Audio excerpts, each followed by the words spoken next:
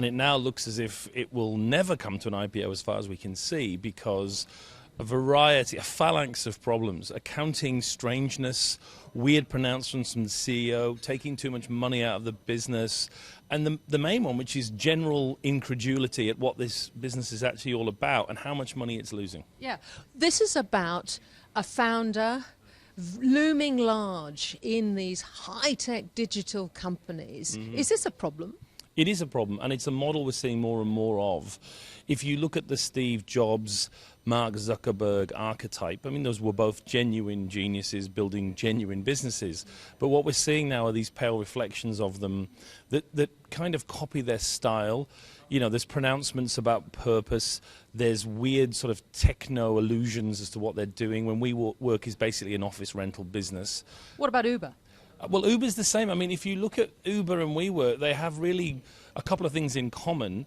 That they are allegedly tech businesses that aren't, and they've singularly failed to make any money. And you know, one of my great heroes is Alan Mulally, who used to be the CEO of Ford, and he would always say, whatever it was pitched to him, he'd say, if a business is losing money, there's something wrong with it. So where does this leave a company like Netflix, which has come into this market and is growing like Topsy?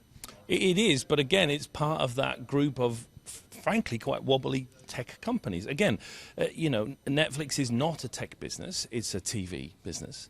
It has singularly, again, failed to make any kind of real profit.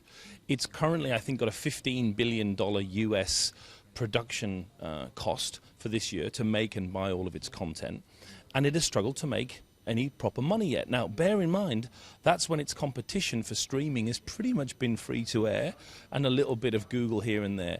It's about to get incredibly crowded in that market, and I would be very skeptical that Netflix will see the next 3 years in its current shape, never mind the next 5. Explain what's going on in Australia in the streaming market, and how do you think this will play out? Because there are a number of players now. Yeah, we can't call it the streaming market, Tiki. We're going to have to call it the streaming wars, because that's what it's about to be. So it's a global war. So you look right now, who's streaming content? The free-to-air channels here are doing that. We've obviously got Netflix doing a pretty good job. And Google have their own Google Play service. Yeah. Foxtel? Foxtel have, of course, their total streaming business. And we're going to see Amazon Prime doing something, but probably growing. Now, add to that CBS, NBC, Disney+, HBO Max, Hulu will probably come in, Peacock will enter. But our market's so small, why would they bother? Well, because they have to. It's a global game, and the reality now is we're going to see probably a dozen players in every country trying to make room in the schedules and in the airtime and in the pockets of Australian homes and into their living rooms. And I'll tell you now, there's room for 3. So you choose your 3. It would be, what, ABC, Foxtel, let's say Disney+. That means all those other firms, and we're talking about Google and we're talking about Apple, will bite a multi-billion-dollar loss as a result. So this is going to be the most competitive marketing scenario, I think, in our lifetimes. There are too many big companies with too much to lose. What about the whole idea of brands? Have we got brands in Australia? Is the fight for the brand still alive and well? It is, and it's a really strange story, Australia.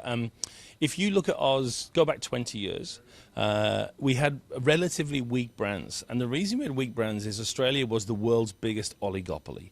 We had 2 fundamental newspaper companies, 2 big supermarket companies, a couple of big beer companies. And what happens? Airlines. A couple of big airlines. And what happens in an oligopoly is you don't have to worry about customers, because customers don't have a choice.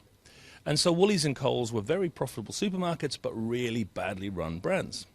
Suddenly, however, we used to say nature hates a vacuum, capitalism hates oligopolies. So suddenly we got international entrants. Aldi came, Costco came, Topshop, Zara, and they killed it. And as a result, our brands have got significantly stronger. Our marketing capabilities over the last 10 years have improved dramatically. It's a very strong market. But they're now under threat. Yes, but we've come full circle. As Professor Galloway was saying this morning, the tech firms give you the illusion of innovation and competition, but nothing could be further from the truth. Between Facebook and Google, we talk of the digital duopoly. And so with Amazon as well, what that means is competition has never been lower in many ways, especially in retail. And so I think, again, unfortunately, yes, the power, speaking as a branding professor, the power of brands is diminishing because the platforms already have control of the customer. I thought what was worrying today is the idea that while you've got these very, very powerful big tech companies, they are no longer looking to buy out the smaller innovative ones because they're worried about being broken up from an antitrust point of view, but there still doesn't seem to be any startups in that space that are new. I think that's exactly right. There's the illusion, the PR presentation of innovation and startup culture.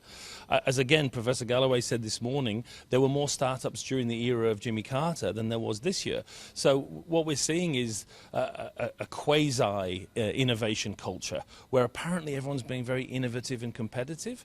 In reality, we're seeing the big digital duopoly outmuscling everyone else and preventing anyone from probably getting in there anymore. You're doing a lot of work on evidence-based marketing. What do we mean by that?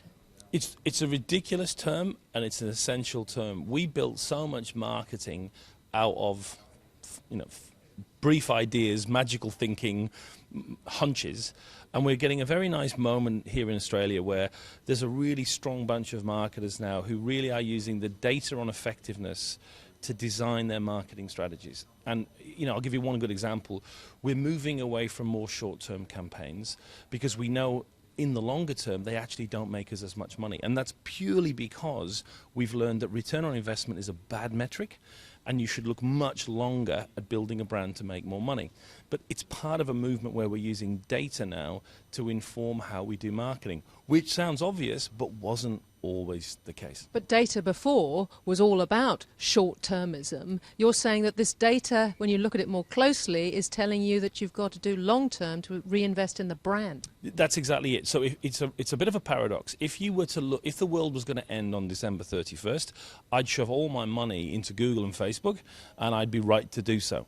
But the world isn't going to end, hopefully, on December the 31st. And over a 2 or 3 year period, if you start the long-term brand building now, top of funnel, more TV, more news media, you will reap a much bigger benefit across that total period. The problem is most bad marketers are looking at the world in 3, 6, 12-month cycles. That's not long-term. Long-term thinking isn't lots of 12-month windows connected together. It's seeing the world from a 3, 4, 5 year point of view. And that's a genuine change that we're seeing in Australia. Mark Ritson, fascinating. Could talk to you for hours. Thank you so much. Thanks, Tikki.